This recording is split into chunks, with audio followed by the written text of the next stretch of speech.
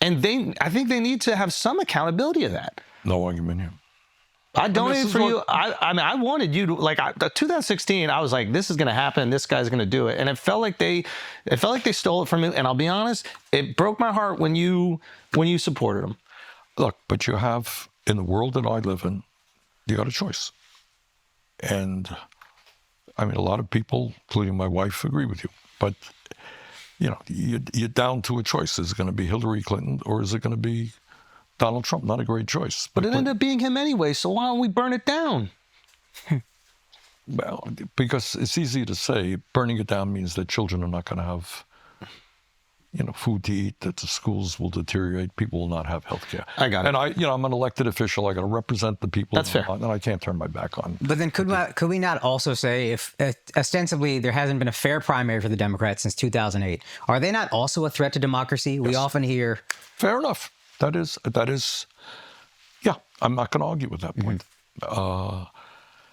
And that's why I'm proudly an independent. What we're trying to do now, and I will just reinforce the point both of you made.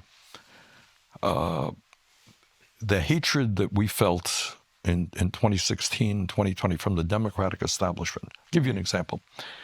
We would do rallies and we have thousands of people, often young people of color coming out, working class people coming out. They were great, full of energy. Yeah. And then we go to Democratic Party events. And there'd be a few hundred people, mostly older, whiter, wealthier. And you saw the clash. And the establishment did not want to open the door. They hated the idea that all these people whose hands were a little bit dirty, who didn't have PhDs or weren't wealthy, imagine walking in, it's my party, man, you ain't getting in. Yes. We will fight you in the most ruthless ways that we can.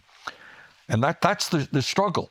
Are they going to open the door, or are they prepared to lose elections, literally, and maintain the status quo? Go down with the Titanic. So do you think you're forcing the door open? Because it seems like that's what's happening right now. Exactly what we are trying to do. Right now, in the last month, we have enlisted some, I think the latest 7,000 people who are prepared to run for office from school board to Congress. Wow. Not all of them will run, but they've shown interest. There are training programs that we're undertaking with other groups right now.